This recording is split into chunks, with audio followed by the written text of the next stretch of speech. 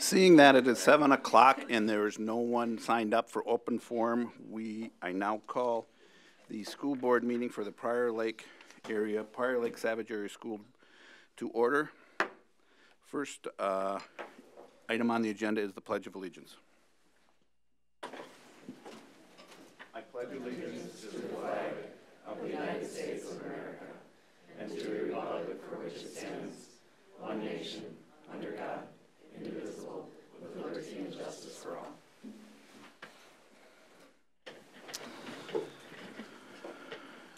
Next on the agenda is roll call. I see all members are present with the exception of Todd. Next on the agenda is the approval of the agenda. Do I have a motion for the approval of the agenda? So moved. By Melissa. Do I have a second? Second. By Stacy. Any questions or comments? Seeing none, all those in favor signify by saying aye. Aye. Aye. All those opposed? That passes 6-0. Next on the agenda is the consent agenda. Consent agenda items are considered to be routine in nature and will be enacted by one motion. No separate discussion of these items. On the consent agenda tonight is the check wire transfer disbursement summary, the wire transfer, and EFT and ACH banking activity, the bank reconciliation statement, the approval of school board minutes from the regular board meeting March 22nd, and the regular board study session March 22nd, or 26th, excuse me, resignations, terminations, and non-renewals, and where we designate the identified official to access MDE secure website. Do I have a motion for the consent agenda? So moved. Do I have a second? Second. By Stacy, and a motion made by Lee. All those in favor signify by saying aye. Aye. Aye. All those opposed? That passes 6-0. Next on the agenda this evening is the resolution of the acceptance of gifts. Tonight we have gifts from Abby Kuchera and Mr. O'Hara. Do I have a motion for the resolution for the acceptance of gifts? So moved. By Ben. Do I have a second? Second. By Melissa. Are there any questions or comments? Seeing none, this is a roll call vote. Ben? Aye. Aye. Aye. Aye. Aye. Aye. That passes 6-0. Next on the agenda is Lake of Pride. Dr. Stallo.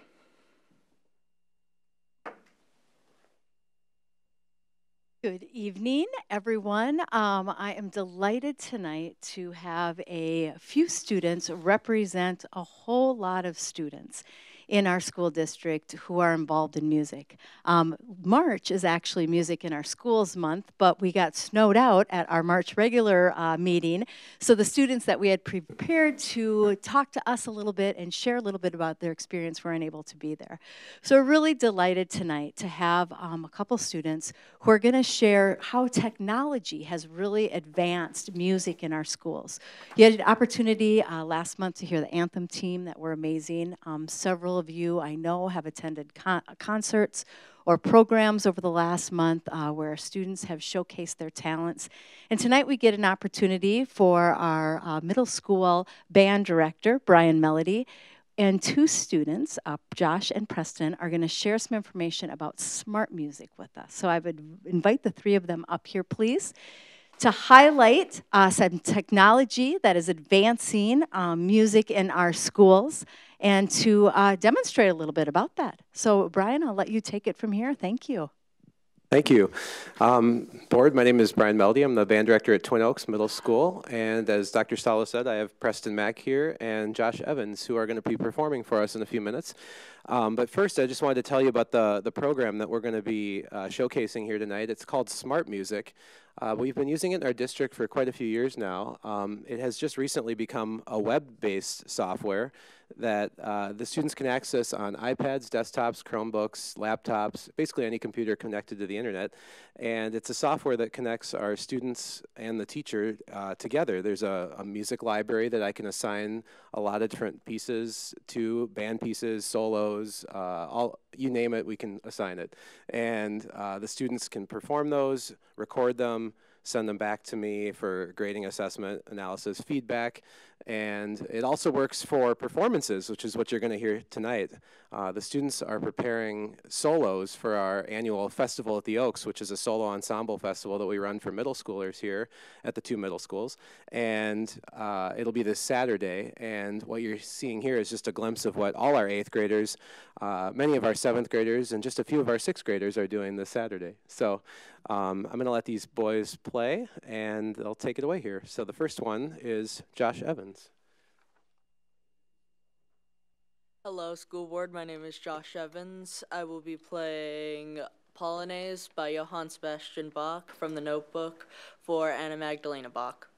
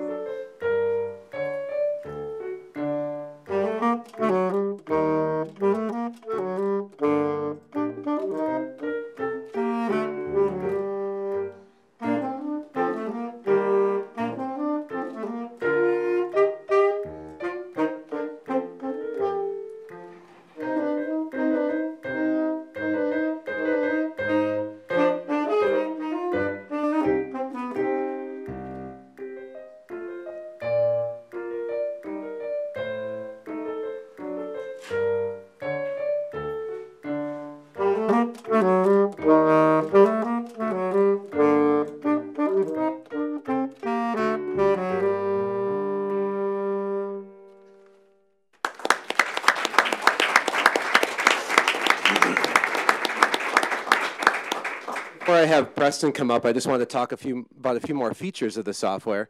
The students have control of the background music. They can control the volume. They can completely eliminate it if they want to and just hear their own part being played. It has a metronome feature, and there's volume sliders on all these, so they can turn it up, turn it down. They can eliminate my part, which is what we did for the performance. But it works as a really good practice tool, which is why it's such a flexible piece of software for our students. And the best thing is with their one-to-one iPads, we know that they have access to the technology. They can do it at home, and as long as they have a Wi-Fi connection, they're good to go. So the next student that's going to play is Preston Mack.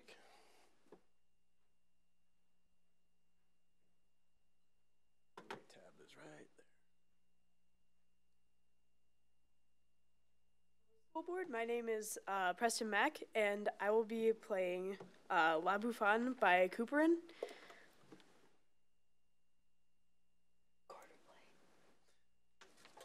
We have the option of just playing it, or we can hit the record button, and there's a mic up here, and it gives the students red and green notes for feedback. But I told the students we weren't going to do that for the performance, so we'll just play it.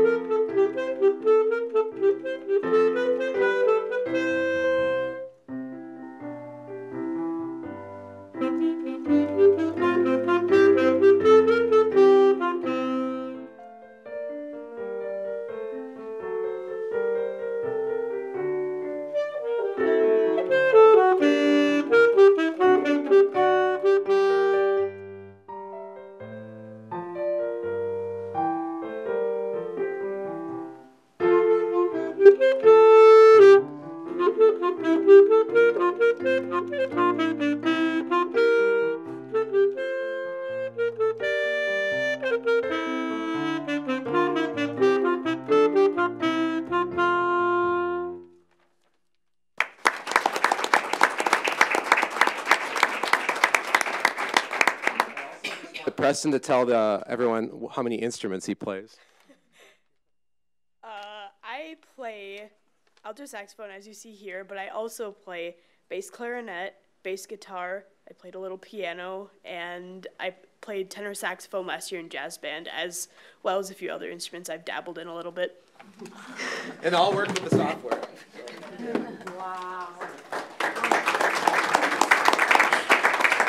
Thank you very much for being here tonight. Preston and Josh and Brian, would you all come up? We'd love to give you a certificate of appreciation, not only for helping to make our schools great by filling them with amazing music, but also by modeling being risk takers and coming and performing for all of us this evening. And it's one thing to perform when none of us see the music. It's another thing to perform when we can all see the music. You did a fantastic job. Thank you.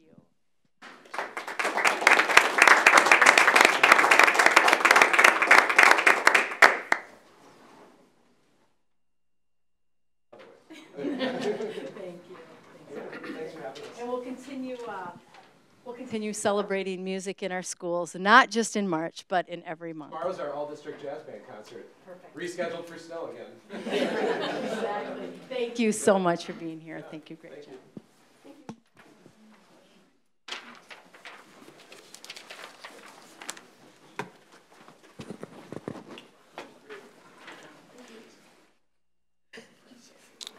Next on the agenda is personnel items, and I'll hand that over to Mr. Matt Mons, Director of Human Resources. All right, and to start us out, I recommend the following candidates for employment, and I'm seeking board approval.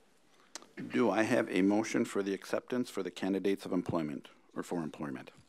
So moved. By Ben, do I have a second? Second. By Lee, are there any questions or comments? Seeing none, all those in favor signify by saying aye. Aye. All those opposed? That passes 6-0.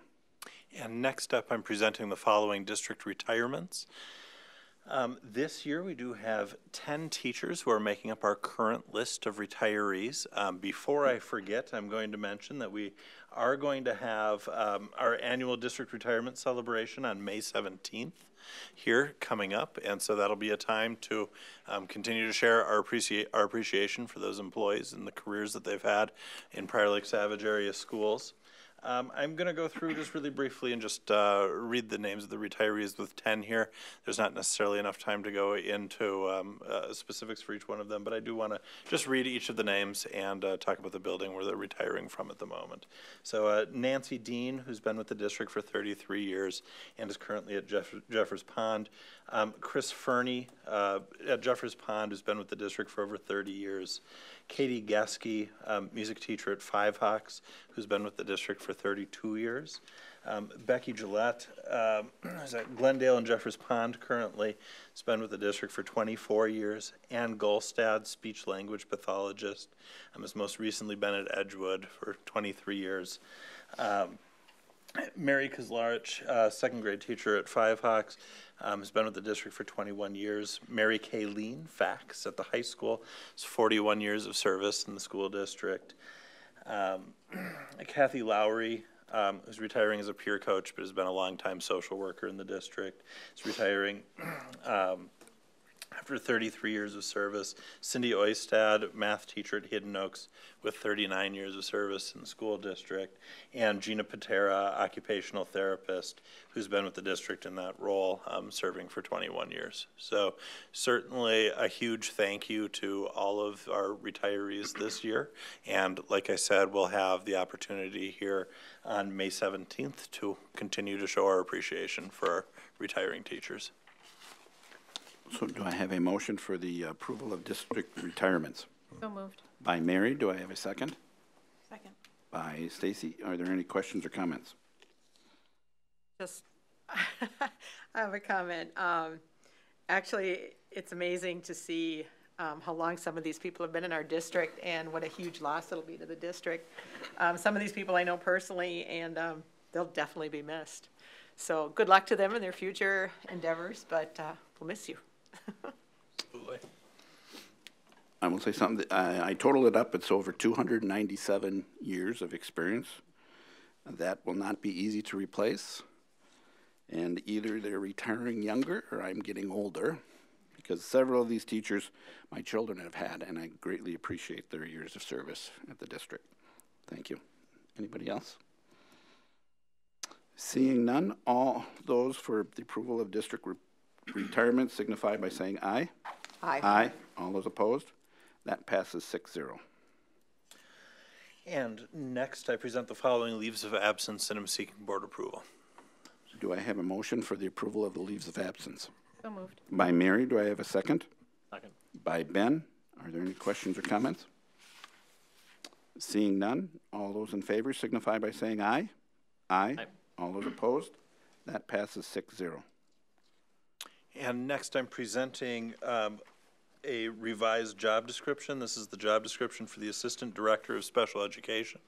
One thing that I will note is that this is a title change for the position. It's been known as a Special Education Coordinator. I will also note that this title change comes with no change to salary or benefits. This is a title change to reflect, to make sure that it's clear where within our leadership structure the individuals in that position fall, and so to help clarify that for all of our stakeholders. And then we did make some revision to some of the core tasks in that position to better reflect what they're currently doing. So do I have a motion for the approval of the new job description? So moved. By Lee, do I have a second? Second. By Ben, are there any questions or comments? Seeing none, all those in favor signify by saying aye. Aye. All those opposed? That passes 6-0. And next up, we do have a licensed staffing request that I'm presenting. At this point in the school year, as we start to look out to 2018-19, we always bring this request forward, and this is our staffing request to meet the demands due to our prospective future enrollment for our start of school year counts, or our October 1 counts for 18-19. We will, of course, as we always do, continue to monitor enrollment, both to hold off on making hires in some instances until we see that we have the students coming into our district, and we'll also be monitoring to see if we need to be coming back to the board in order to request additional FTE for sections at the elementary, middle, and high school. And so our goal has continued to be to look forward to meet or slightly reduce our class sizes or staffing ratios. At the elementary, when we look at this, we're talking about a class size. At the secondary, we're talking about a staffing ratio of licensed teachers to students. And so the recommendation that I have before you today will allow us to meet those targets, to either meet or slightly reduce class sizes or staffing ratios at the elementary, middle, and high school level. You'll also notice that there is a request for 0.4 specialist staffing at the elementary. Whenever we're adding classroom sections, there is an equivalent amount of specialist staffing that we need to add as well for that. And lastly, we're looking at an increase of 4.0 at this point in special education. We look at that the same way, to watch the ratios that we have and make sure that we're continuing to staff special education in a way that's also measured and in order to maintain service from year to year. All right. Do I have a motion for the acceptance for the staffing request for 2018-2019 school year? So made. By Stacy, do I have a second? Second. By Ben. Are there any questions or comments? Rich, I have a question. Go ahead, Mary. So I have a two-part question, Matt. First of all, are any of these positions holdover from what wasn't filled last year or at any other time? And the second one is, do we have space? I mean, will they have office space or classroom space? Because I know we've been traditionally short on space, particularly at the high school and the elementary schools. Mm-hmm. So we would anticipate being able to hire and find space for all of the FTE that's on this list here. What's allowed us to do that at the high school level has been the introduction and then expansion of the MinCaps program, has allowed us to find opportunities there. And and also some of our relative changes in PSEO as well, as ensure that we have the space to accommodate that staffing. At the middle level, we will also have the space, and at the elementary level in 1819, we would not have a problem accommodating the additional 2 sections there. In regards to your question, the first part of your question, we take a fresh look at this every time. So we're looking back to the staffing ratios and class sizes we were trying to hit at the start of 17-18. And that's what we're trying to look to again with our projected numbers. And so we do take into account any over or under staffing that may have taken place in the previous year. And it also helps us to take into account whether we grow or decline in enrollment throughout a given year. So as you saw at our last study session, we did lose a significant number of students from October 1 to this point in the year. And that's accounted for as we have looked out to the start of the 18-19 school year. I thought there was only 11 net that we actually lost students. You just referenced that. Was there, how many students did we actually lose from October? I thought we lost about 70. The net loss was right around 50. Okay. 50? Okay. Yeah. I thought it was 11. Maybe I was thinking about elementary only. I think that's the case, yeah. Okay. Are there any other questions or comments? I have one, and these numbers are part of the planning that Julie relayed to the board last study session? Correct. All right, thank you. Any other questions or comments? Seeing none, all those in favor signify by saying aye. Aye. Aye. All those opposed? That passes 6-0. Next on the agenda is the facilities planning and construction update and action presented tonight by Assistant Superintendent Mr. Holmberg and Director of Operations Mr. Delwo. All right, good evening, Chair Wolf, members of the board, Dr. Stallo. We're here this evening to give you an update on a couple of things regarding facilities planning and construction. The first being on the bid. At the board table for Bid Pack 4, at the table is an updated memo that represents some of the work we've done today with the Facilities, Finance, and Long Range Planning Committee. So please refer to this memo as opposed to the one that's in your board packet. So to give you a moment just to look over that, because we'll be talking about it, I wanted to provide a bit of a context too, because as last month we were here asking to move forward with going out for bid on the Jeffers Pond, Red Tail Ridge, Glendale, and Five Hawks renovations and additions. That was the work that we started with right away upon the successful referendum. Through a stakeholder engagement process at each site, we were able to come to those designs and bring those forward through our process. One of the things that we've started working, as you all know, we've been working through our Gantt chart on a variety of different design teams and ensuring that designs come together, the plans are coming together, and having a very thorough stakeholder engagement process. Looking at trying to recognize the urgency of bringing space online into our school district, we identified these 4 projects moving forward to go out for bid sooner, and with the attempt of having them online by the fall of 2018. If you refer to our current Gantt chart, most of the other projects are going to come online fall 19 and fall 20.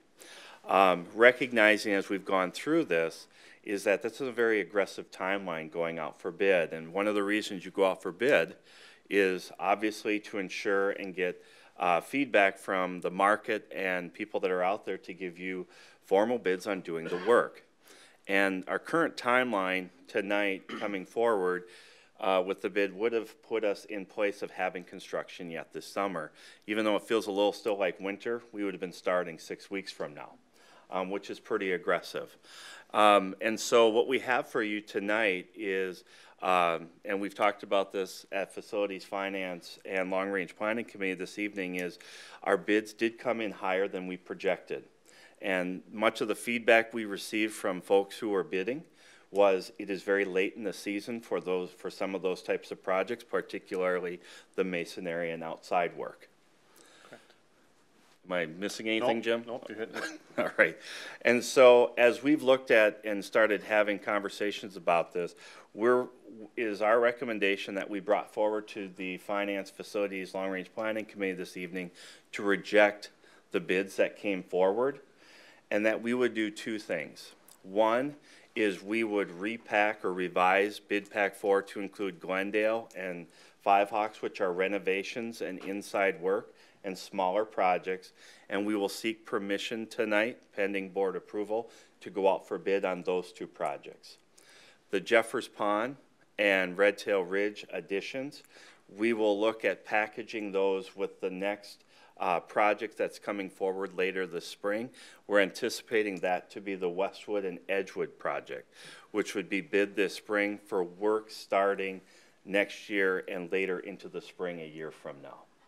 And so while we anticipate coming to you this evening to accept the bids and move forward, just with where the bids have come in, it's not in the best financial interest of the district right now to accept the bid of bid pack 4 as they came in, but to repackage the bids, and that's our recommendation moving forward. So we shared that information and went over that information earlier this evening with the Finance Facilities Long Range Planning Committee.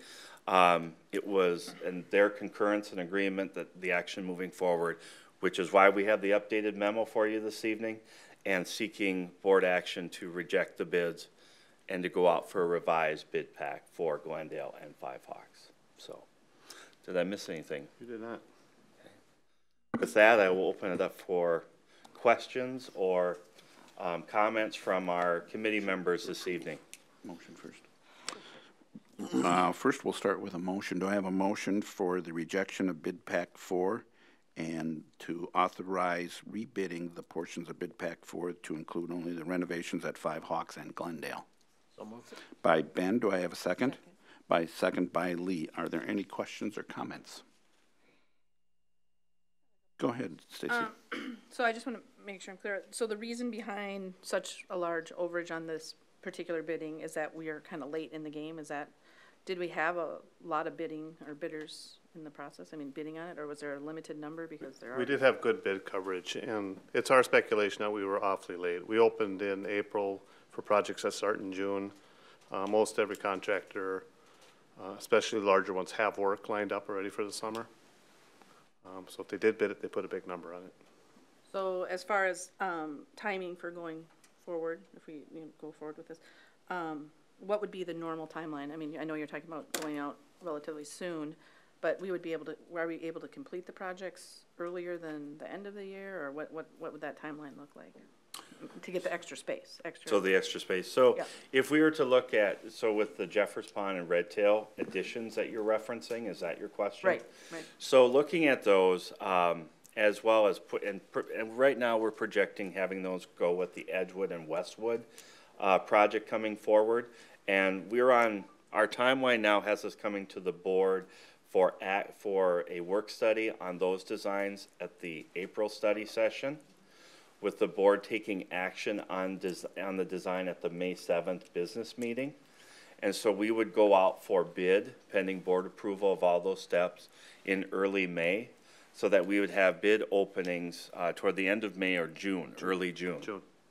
At that point, that work, pending the bids and acceptance of those bids, site work and prep work could happen later this fall or late summer, early fall, and into the school year next year, because those projects are external projects. There would be some impact to the schools, but since they're outside and they're not renovations on the inside, we would be able to do a lot of the site work and prep work external of the building, which would allow some contractors to work fall and winter months. And at that point, we would be able to look at how the construction was progressing for sure to meet the fall 2019 opening timelines, and pending progress, perhaps open some of those spaces sooner for student and school usage. And is that a normal, I mean, I want to make sure that we're doing it to ensure that we have competitive bids. I mean, that we're doing it in a timely process so that we're not late in the game. Is that the appropriate time? I mean, is there a time that people wait? And The earlier the better. We would be ahead of the schedule at that point. because we're doing it over the winter months, which isn't necessarily Correct. the We're prime. bidding this year for next year's work or Okay. We'd be bidding this. for next year's open. Right, but I'm just, you know, I don't know how far out people are going, that's why. And then as far as the next steps, as far as maintaining, you know, going forward, since we won't be having that additional space, you know, what are we looking at to do it for, specifically, I would say Red Tail, I know Jeffers, but just with class size and that kind So of a thing. couple of things, you know, I'm glad you brought that question up because as a board, you've been talking about the short-term planning components as well as facility planning, student enrollment. We do have a computer lab at Jeffers Pond that could be turned into a classroom as we look at some of the growth coming into the district.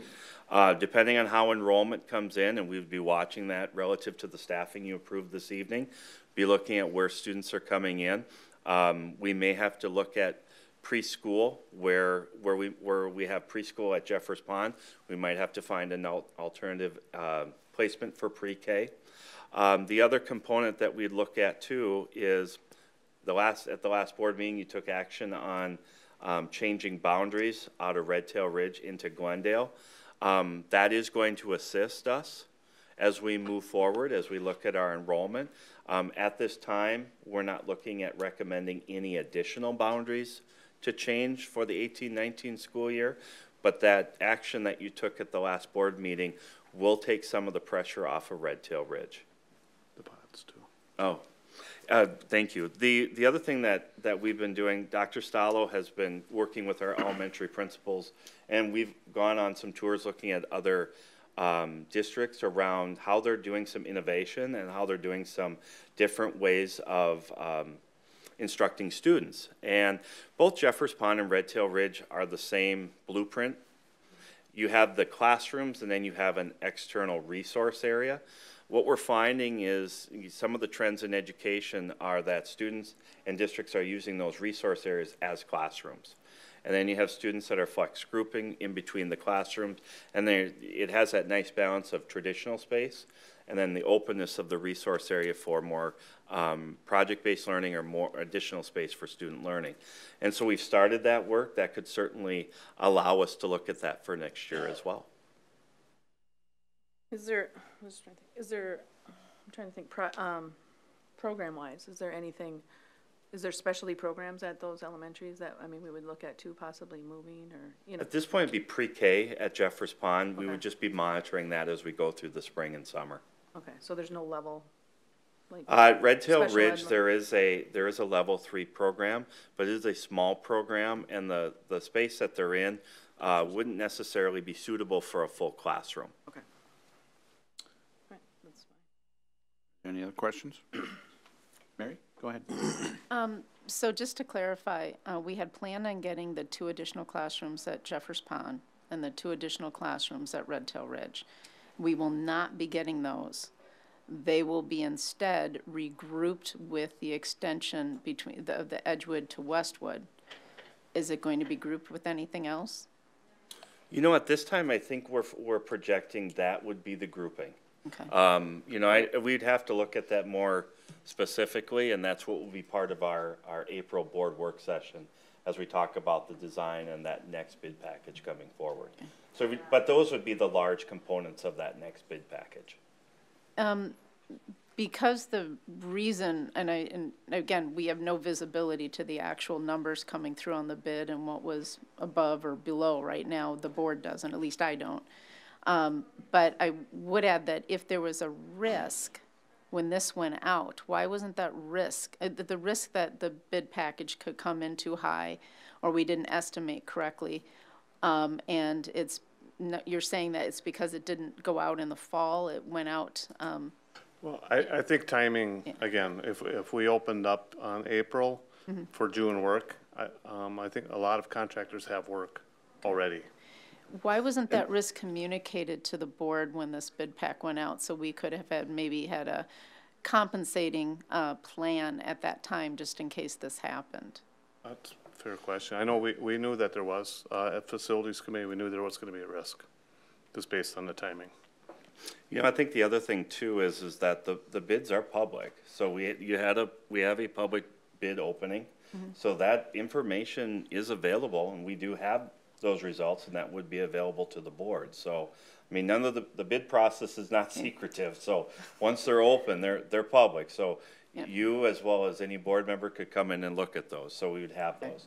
I think the other thing too is that we, you know, as one of the hallmark, the way I look at it is, you know, as we looked at the referendum passing, one of the key things, taking feedback from the board, was making sure we have an inclusive stakeholder engagement process around the designs of our buildings. And each one of these projects, Glendale, Red Tail Ridge, Jeffers, Five Hawks, they had at least 3 design team meetings where it was gathering input, working with our partners and our architects to really determine what the scope was and determine what those designs were. And that does take time. You know, I think from the standpoint of, you know, we knew that there was a risk going out this late. And I think too, there was a thought that the bids would come in a little bit closer to what had been budgeted. But unfortunately, that just wasn't the case. I think in retrospect, you know, we have had this happen before in the district. Right. Several years ago, we had projects where, for a variety of reasons, either we wanted to gauge the market to see if there was competitive agencies that were out there that were looking for work. We have put projects out there before where we have had similar results. You know, I think that's just part of a bid process. You're testing the market to see, you know, what is the availability of contractors and what they're willing to put forward in order to do the work. And in the past, we've come to the board and said, you know, we went for this bid. The bids came in much higher than we projected. We repackaged those bids, adjusted the timelines, and I think almost in every case, we've been able to bring those projects back within the budgets that we've set. So we truly believe it is a timing issue with this, and we understood that, I think, going forward this spring, with the idea of if the bids would have come in closer on budget or maybe a little bit under, that would have really benefited us, and we would have been able to bring these spaces. But just where the bids are at now, it just does not make financial sense to do that. Well, I understand the bids are too high, and that there's, the last thing we want to do is go over budget, because we don't have the funds. We're on a not to exceed, essentially, because it was a referendum, and everything we put into the levy and to the long-term facilities maintenance is not movable. So that's normal, that it would be a not to exceed. I just want to emphasize that, you know, we're all in this together. And the most important thing that we wanted to do was make sure that we have space for our kids. And between the purchase agreement with the elementary school still not in place, and hopefully that won't be delayed past our estimated timeline, and now this, I think that we probably need to get a little bit more involved, maybe get into the weeds as we go forward, so that we're not repeating mistakes, because we could run into a situation where the next bid that goes out is also over. And anything that we can do to get ahead of that process would be beneficial. And not wait till the bids are open to you know, to know this, that sort of thing. Maybe get ahead of it and plan ahead, and maybe get a little bit, you know, more people involved in the process in order to prevent that. You know, I think there's a couple things I want to point out. I don't view it as a mistake. You know, so when you're saying mistakes, I don't believe there was a mistake here at all. Okay. The other thing, too, is we have had a lot of eyes on this. We have had a lot of participation. We work with our partners. We've had every board meeting and work session has been an update, and we've had participation from our committee members. One of the things that we're looking at is what we just talked about, is packaging the Jeffers Pond and Red Tail Ridge out and going out for bid over a year in advance.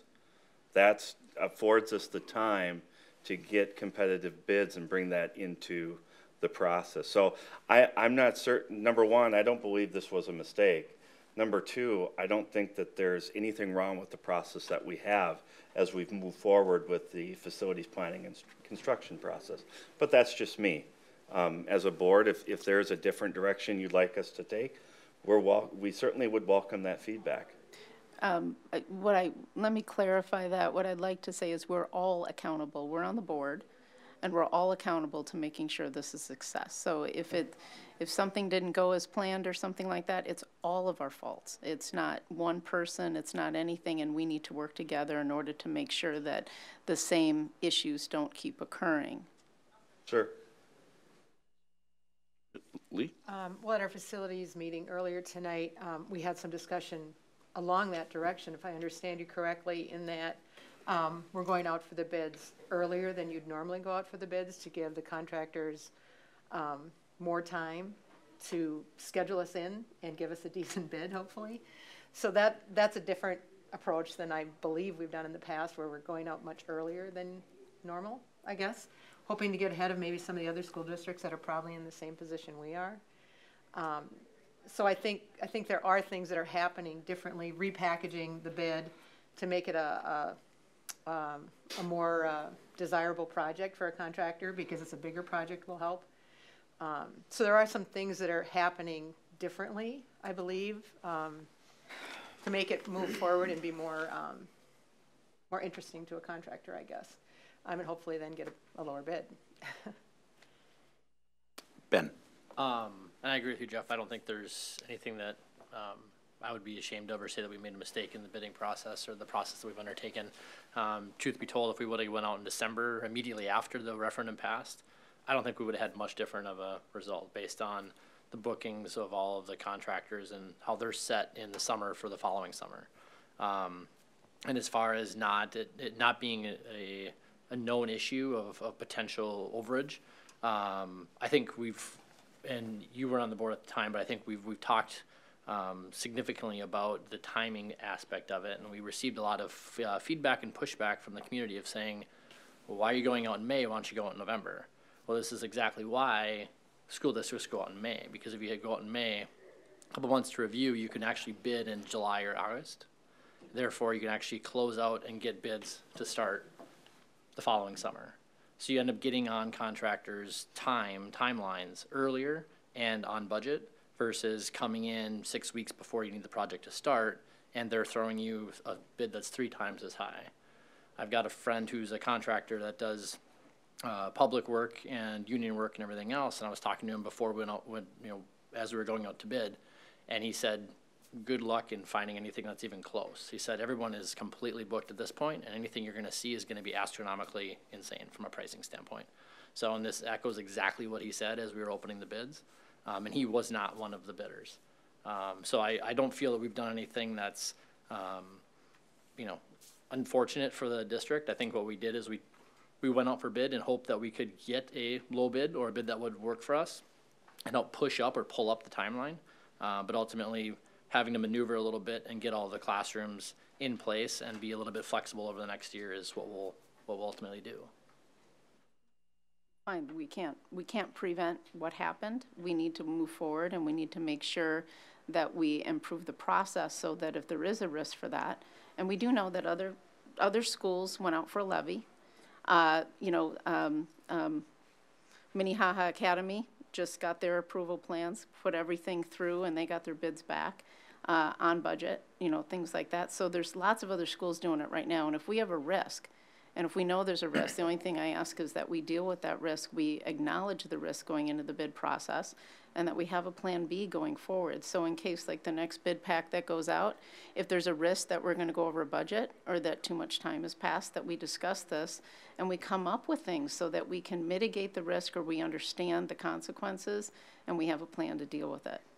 That's all. Because if you truly felt when the bid was going out that it was going out too late, then it would have been nice to know that so we could have talked about it, prepared the community for the fact that promised 4 additional classrooms may not have happened, and that we had a plan to go out and do it again and make sure that next time we maybe do something in the bid package like most, a lot of them do, that put a not to exceed in there so that when contractors get the bid and they know right away they can't meet this, that you find out right away and we can maybe make additional changes. I'm sorry, Mary. Can you talk a little bit about what not to exceed means? So we go out for bid. The numbers are too high based on our budget. Where does the not to exceed come in? Well, sometimes you can write that in the bid. If you say I can only spend 50,000 for this, or the whole package has to be a certain amount, then you can put that. If indeed you think that it may be too high and you want the bidders to come back. I mean, we are a school district. This is taxpayer dollars, so everything that they bid is really a not to exceed because there's a budget level that you cannot go over. Correct. So that's the only thing. I mean, it's like looking at the process to say, if something's going to happen, we have a plan B. We know what we're going to do.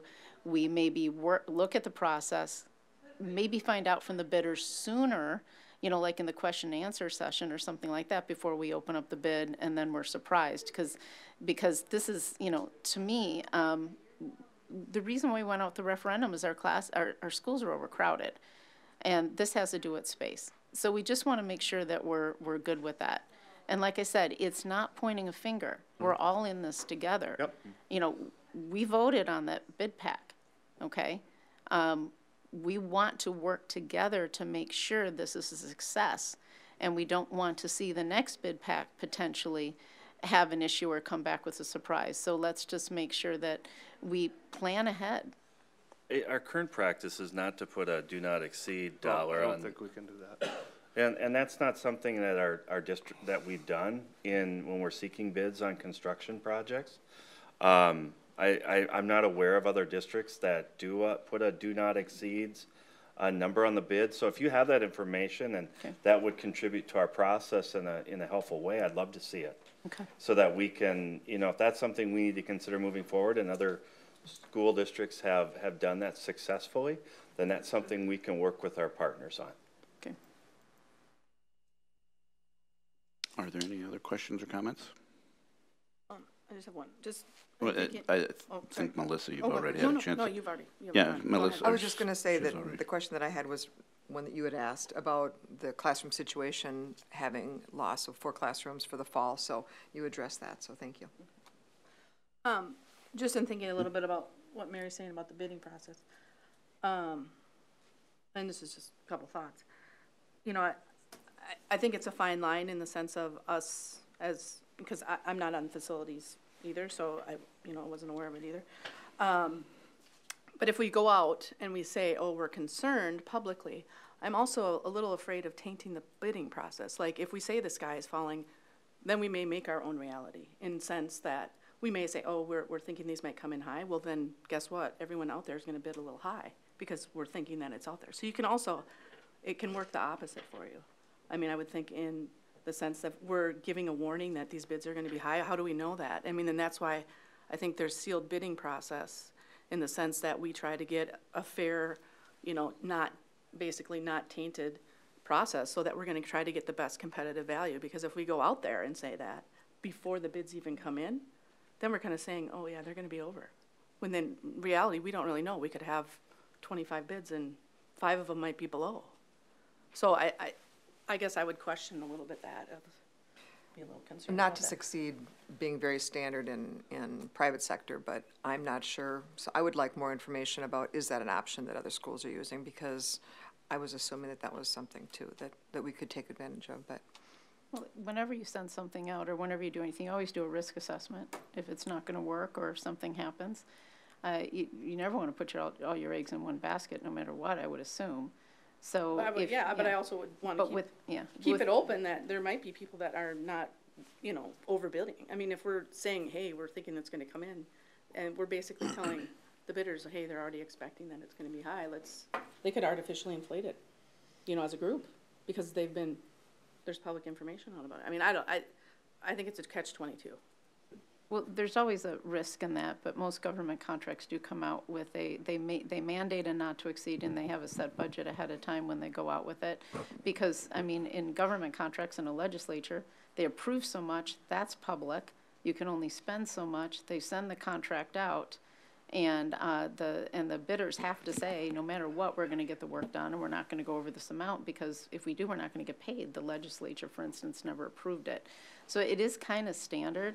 Now, all I'm saying is that if there was a risk that these were going to come, that they were going to be late, and therefore as Ben, you stated, you know, when you talk to your contact or whatever, that it may come in, that's a risk that we should have said, hey, if it does come in too high, here's our alternative plan, or here's what we're thinking about, so that we're not scrambling to come ahead or have the late night calls with the process. I mean, that's, whenever you do anything, you've got a risk, and you have to calculate the risk and communicate the risk. I would say that that's exactly what we're doing right now. I mean, we're the ones that are financially accountable to holding the budgets in line. We're the fail-safe. We're the one that kicks it out, and if we're rejecting the bid, we're rejecting the bid. I mean, that's our job. So this is the process. I mean, so, I mean, in my mind, it worked, you know? Go ahead, Ben. I think the not to exceed, I guess, I don't necessarily agree with adding that, because for the same point you made, we may say it's X amount of dollars and someone's going to come in at 20% less than that. But what happens if they say, well, if they can only go this high, maybe I'll go a little bit higher but try to stay underneath, where realistically they would have bid a little bit lower. I think ultimately by us rejecting a bid, that's our not to exceed. It's a review and it's a not to exceed in our end, but not publishing the number that we're willing to spend or willing to pay, and giving the contractors essentially an upper hand on what we're willing to pay them. And I'm not trying to solution here. I don't think that's what we're trying to do.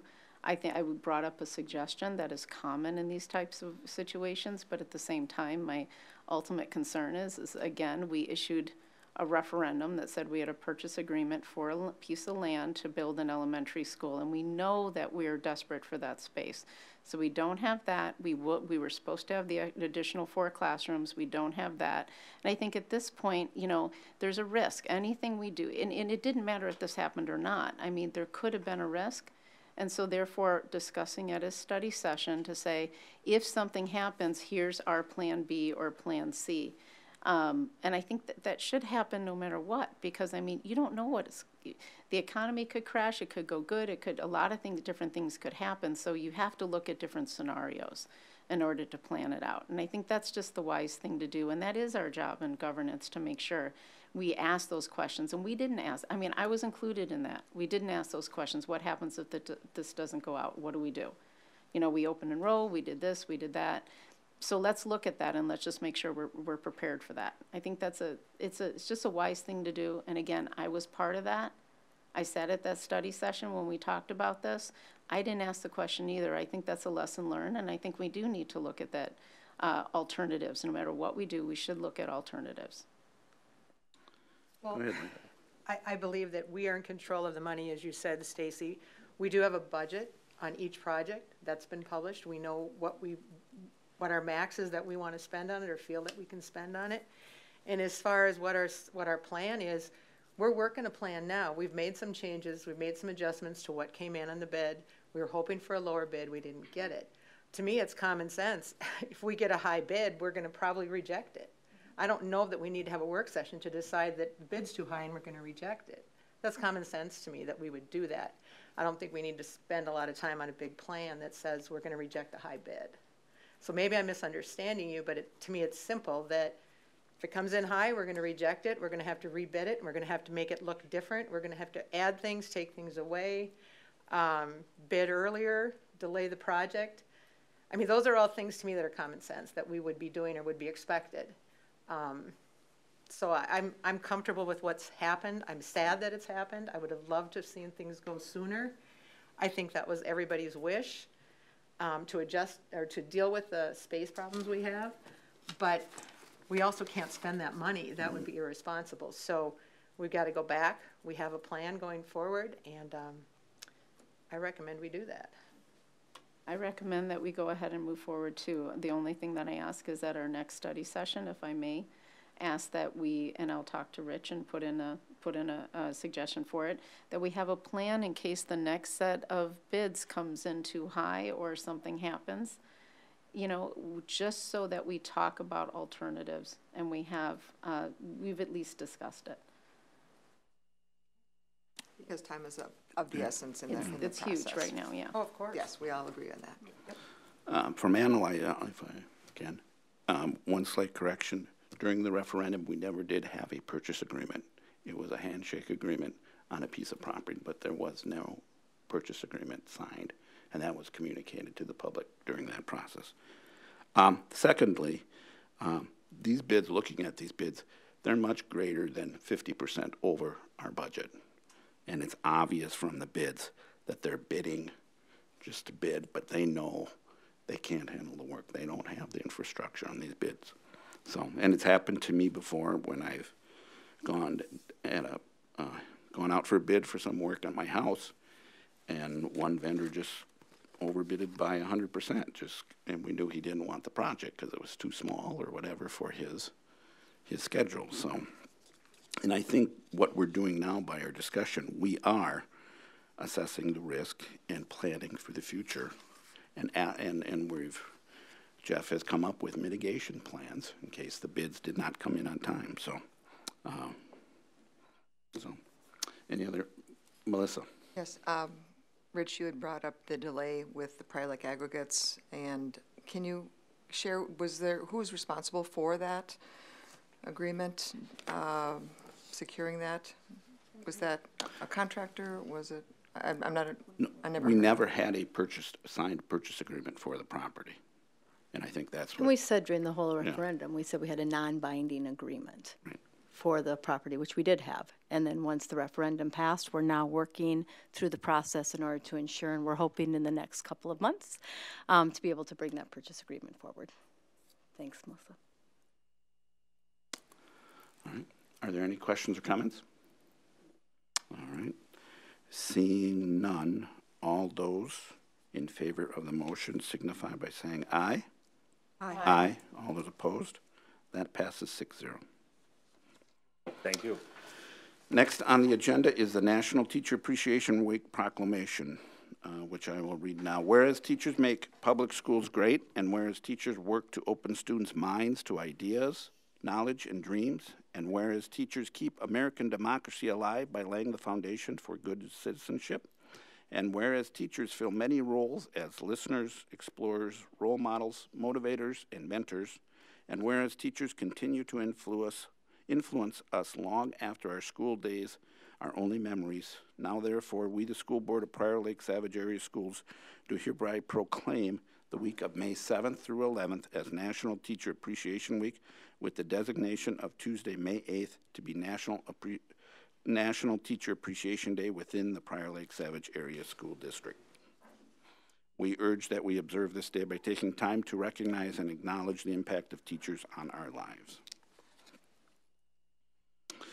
Next on the agenda is a proclamation for Child Nutrition Employee Week, which I will read now. Whereas nutritious meals at school are an essential part of the school day, and whereas the staff of the district school meals and nutrition department are committed to providing healthful, nutritious meals to the district's children, and whereas the men and women who prepare and serve school meals help nurture our children through their daily interaction and support, and whereas the week of April 30th through May 4th is Child Nutrition Employee Week, now therefore be it resolved that the Prior Lake Savage Area School District expresses its deep appreciation for these valuable employees and commends their good work on behalf of children.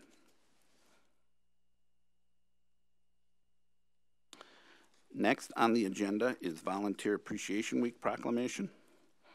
Whereas Volunteer Appreciation Week offers the opportunity to recognize and to thank public school volunteers who contribute unselfishly to the success of PLSAS students, teaching and support staff, and the goals of public education, and whereas parental and community involvement is a significant factor in the quality of our schools and success of our students, and whereas we appreciate the dedicated volunteers who give their time and talent to assist professional educators and support staff, and whereas volunteers reflect the highest values of our society and to become role models for students by demonstrating an interest in education, and whereas volunteers are called upon to assist teachers and staff with the day-to-day activities involved in providing a balanced education for our students and are an important part of the team that strive to ensure that each and every one of our students succeeds, and whereas it is fitting to support the goals of this observance as when parents, schools, and communities work together in preparing today's students for tomorrow's world, therefore be it resolved that school board The school board recognizes the week of April 16th through the 20th, 2018 as Volunteer Appreciation Week in the Prior Lake Savage area schools. Next on the agenda is the superintendent evaluation policy. Excuse me, the evaluation process. According to our policy 304, the school board recognizes it's necessary and desirable for the benefit of both the school district and the superintendent that there should be an orderly, systematic, and written review and appraisal for the evaluation of the superintendent. So in your board packet tonight, you'll see a timeline for that process. The superintendent will go through it here. Superintendent will provide the updated goals on April 23rd. Then a survey will be sent out to each of you via email, and the board and administrators, the administrators will also get an email to take the survey, and they'll complete their comments and submit via the SurveyMonkey. The link will be supplied to us by Martha. May 10th through the 17th, the executive board will compile and summarize that feedback, draft a public statement, and a little different this year. Then on May 21st, we will have a closed session to discuss that superintendent evaluation among the board here. And then on May 25th, the superintendent may provide the comments to the board chair or vice chair if I'm not available. And then per statute, the public statement, it read at the immediately open public meeting following that closed session, and that will occur on June 11th. So are there any questions concerning the process? All right, seeing none. Rich, Go ahead. Oh, I'm sorry. No, that's all right. I just, the policy on this, are we Yes. reviewing that or updating that or anything? We just Policy reviewed it 304. last year. What's that? Oh, that says 2008 on it. Not that we had talked about. We talked about it, but I don't think we did it. But weren't we talking about doing it? I don't know. I guess, kicked it back.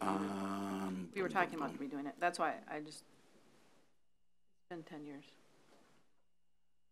It does say 2008 on Right. it. Yeah. So, I don't know.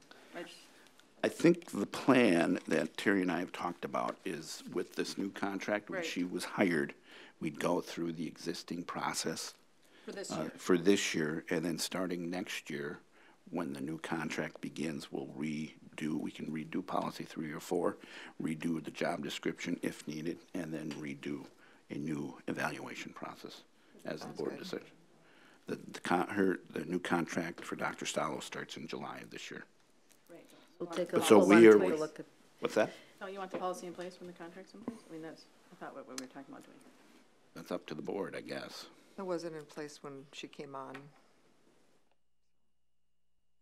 No, but the new contract's starting. I mean, The that new was a contract discussion. starts in July, so we can certainly schedule something in a study session to look at this Yeah, I policy, mean, I and think the board you guys just, can certainly discuss it and see it. I've But already- that would be a recommendation for us to do it. I've already started the process with Mr. Mons to Okay. look at the job description Okay. to make sure it's up to what we need, so I will take that into account, that we'll schedule something on the policy before the new contract.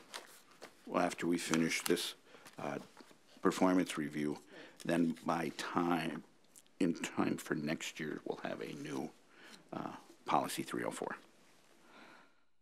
All right. Next on the agenda, seeing no other questions or comments, next on the agenda is policies that were removed during the March 26th agenda.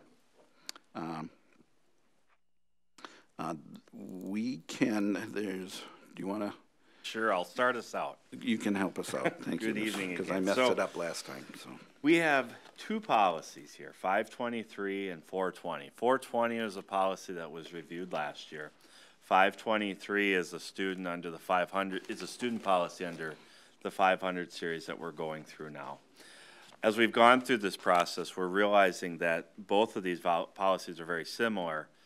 The 500 series pertains to students, the 400 series pertains to employees. And so we originally looked at the way we have it in the board agenda tonight, and I'm seeking your direction, is we were originally anticipating eliminating policy 523 and then referencing policy 420 to be students and employees like it does right now. That was our original thought coming forward. At a work session, there was a comment raised around, you know, perhaps consider keeping both policies, and then just reference, you know, students are in the 500 series if they're looking at the 400, and vice versa, looking at the employees. So either will work. I'm just looking from the research that I've done on this. We do have other policies that do have a dual role, where there's policies for students and policies for employees that do reference for students, please go to, you know, and it's listed there. But at this point, I'm looking for direction from the board on either way. If you'd like to eliminate policy 523, we're ready to take action tonight. If, however, it's the will of the board to maintain both policies and revise both of them, I would come back at the next business board meeting and have the formal revisions for you to take formal action on. So with that, I'll hand it back to you, Chair Wolf. So they're looking for direction. I think we'll start with Lee first. Well, I guess I would like to see both policies kept, one under student, one under employees, because if I'm looking for a student concern, I'm not going to look in the employee section. So to have them in both places and cross-reference would be my preference. Probably mostly for ease of looking up a policy. We have so many policies, and to find the one that you need, if I'm looking under students, I would go to students. I would not go to employees. So I would prefer they be kept separate. Any other thoughts, Ben? I completely agree. I think even if it's word for word the exact same policy, just with a different number on top, I think it's much easier in the future if you're looking for something like that. Mm-hmm. Melissa, any thoughts? I agree with Lee. Stacy? I mean, I don't really have an opinion either way. Mary? I'm good either way, as long as we're on top of it and we don't accidentally make a change to one policy or another that causes a conflict in definitions, because we are giving the exact same terms, exact same definitions, like you said, with the only change being either student or employee, and that could lead to problems if we don't keep them updated. So the direction I'm receiving is to... I think I would agree with Lee that we keep policies dedicated to students and policies dedicated to staff for easy lookup. Very good. So the next board meeting, I will have both revised and accurately reflected for board action. Thank you. All right. Next on the agenda is the second and final reading of policies listed there. We can approve these individually or as a group of policies. I'm looking for direction from the board before I take a motion. I'm okay with the group. Let's do that as a group. All right, so we will approve these as a group. Do I have a motion for the approval of policies 501, 502, 503, 504, 506.1, 506.3, 513, 529, and 532? So moved. By Mary. Do I have a second? Second. By Stacy. Are there any questions or comments? Seeing none, all those in favor signify by saying aye. Aye. All those opposed? That passes 6-0. Thank you very much. Is the administrative reports. Dr. Stalo. Thank you very much. At Prior Lake Savage Area Schools, our mission is to educate all learners to reach their full potential as contributing and productive members of our ever-changing global community. And tonight I'd like to highlight some of the recent work in which we have been engaged to seek that mission. First of all, it is the testing season, and the weather has thrown us a bit of a curveball.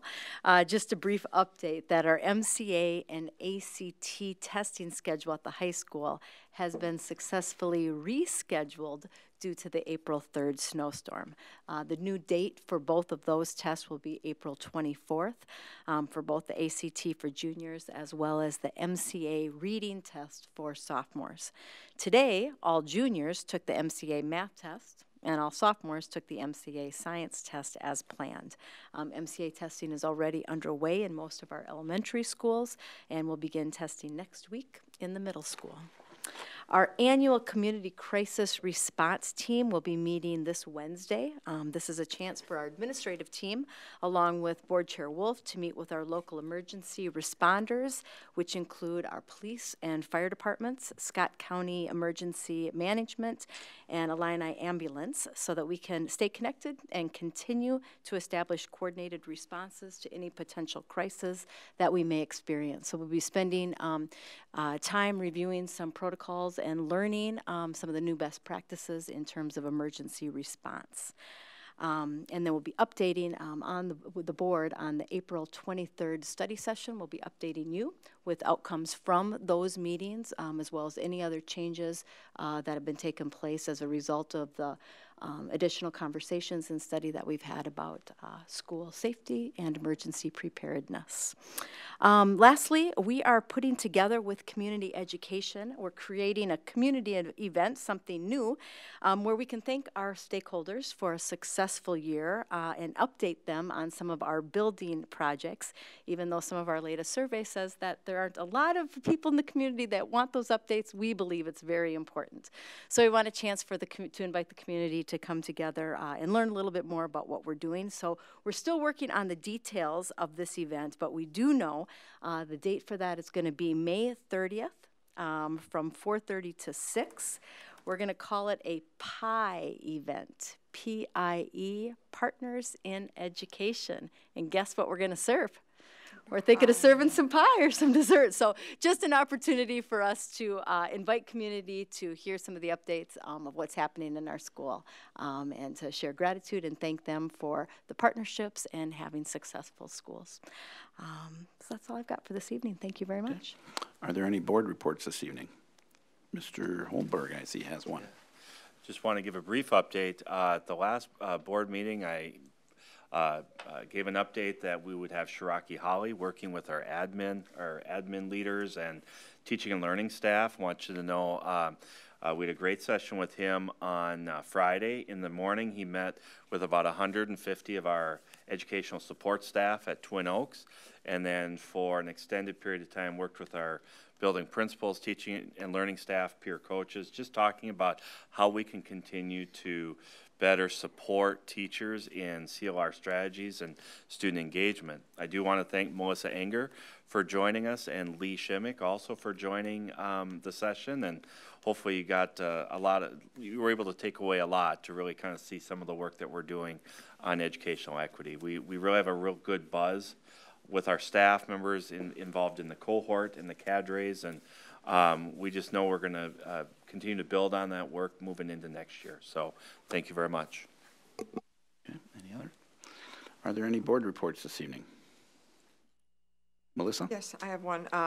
So we had a busy day today, but Special Ed Advisory Council meeting was this evening, and we talked about the speech pathology team leveraging their progress monitoring toolkit assessments that they have available to them to assist both teachers and parents. So that was interesting to learn about, as well as an overview of the early intervention services that that our district does with the help of the state with birth through 3-year-olds. Okay. And then today, as Melissa mentioned, a number of us, Dr. Stalo, Melissa, myself, Dan Edwards, and Glenna Stone, went down to the Capitol today on behalf of Schools for Equity and Education, just to talk to our legislatures. We were able to talk to all 4 of our legislators today, which, you know, it's great. You know, makes for a little long day, but I think we had some really valuable conversation, you know, about what's happening, you know, at both the Senate and the, what am I losing the word? House of Reps. Reps.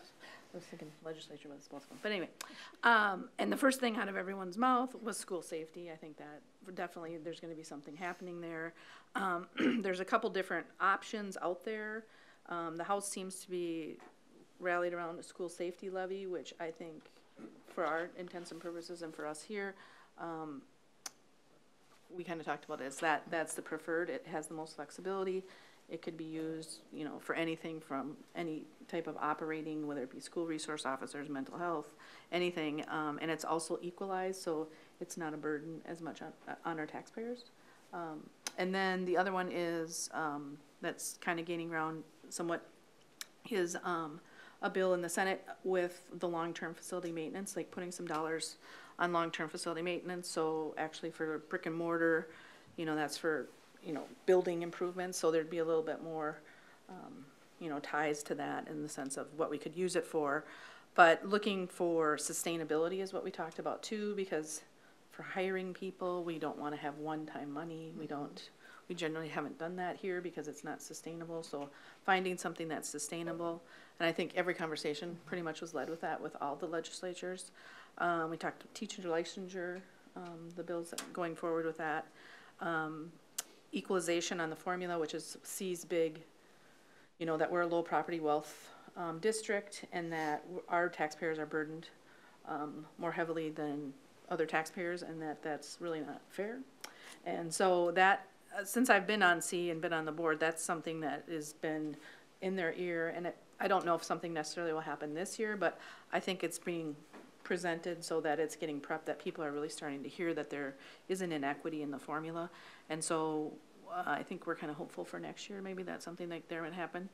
And then we tried to get in the cross subsidy for special ed, but we didn't always get into that by the end of the conversation. So, because they're very busy, they're going into, presenting bills and doing that kind of stuff. So, but it was great because we were able to touch base with all of them. And we were with some colleagues from Owatonna and Faribault. So it was good to have perspective from all different kinds of districts too, I think, because it's different voices and everybody has a different reality. And so, when they're out there making laws and trying to do what's best, I think it's important that they have as many voices as they can because everyone's reality is a little different. So it was good. It was a good day. I had a community ed meeting this week, and we talked a lot about the preliminary budgets for next year and looking at hopefully some changes in the way they're reported. Community ed has been really busy. They had the Dance With Me ball and career and job fair. Summer catalogs have gone out, and this week on Thursday there's a conference called Courageous Conversations at McCall Pond at the ELC, and then they're having a kids, family, and home expo on Saturday at the Savage Sports Dome. So they constantly have things going on for the community and for students. So it's a fun group. Okay. Mary, do you have any? Yes. For what free time I had this weekend, I was following King Tech on the Twitter and communicating with the parent leads as well as some of the captains, etc., online. And of course, they won. They took second place, which is winning, because they are going to Worlds, and they also won the Chairman's Award for the second year in a row. So they guarantee almost a legacy. So every single year you win the Chairman's Award, you're guaranteed a place at Worlds, regardless of your position going forward. And this year, of course, Worlds will be in a couple weeks in Detroit. So hopefully everyone will log in to their online streaming on the first site as well as the Twitter site, which was a little confusing because everyone was started getting really excited and they started tweeting all at once, and they tweeted last year's picture, which was a little confusing. But so that's all good news. Dr. Stalo was the superintendent in residence at our last Southwest Metro board meeting. And one of the most significant things that we keep pushing in that as far as a legislative agenda, of course, is increasing the percentage funding of special education and the related needs. And then Jeff Holmberg and I were at the City Council for the review and the to go over the training, I guess it was, on the Mdewakanton Sioux. And that was very enlightening, and that is, first step. So the majority of focus of the education was on the history of our own Dakota family here in town, and then planning on the next one so we can talk about the relationship more between Prior Lake and the Mdewakanton Sioux tribe. Not least. So, recently at the high school, our NHS and our student council teamed up to do a service project with Food for Kids, which is an organization in which we raise money and then we package meals. It's kind of like Feed My Starving Children, like those types of meals. And so we package those at the high school, and then we bring them to local food shelves, and they're distributed from there. And in total, we raised $7,500 and packaged over 50,000 meals. So that was really cool. It's every year we have a, what's the word? For state, we have like a state service project, and that was our service project. So we, from Prior Lake, we contributed the most out of all the schools in the state. So that was really cool. And then this past weekend, we had our state convention at ACGC High School, which is in the middle of nowhere. There's nothing there.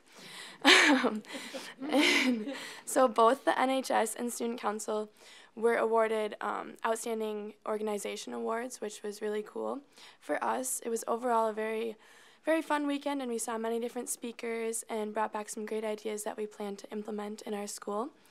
And then school-wise, we're starting spring sports, so there's a lot of hype with captain's practices and tryouts, lacrosse, track, boys tennis, softball, baseball, just to name a few. They're ready to kick off their seasons and start fourth quarter strong. All right. Next on the agenda is future events. Parent-teacher conferences will be April 12th, 17th, and 19th. This year we'll have a school board study session April 23rd, 6 p.m. Right here. Parent-teacher conferences for grade 9 through 12 are April 24th, and parent-teacher conferences for grade 6 through 8 will be May 3rd of this year. Next on the agenda is a closed session for discussing negotiation strategy in accordance with Minnesota Open Meeting Law Statute 13D.03. Do I have a motion for closing the meeting? So moved. By Melissa. Second. And second by Ben. All those in favor signify by saying aye. Aye. The meeting is now closed.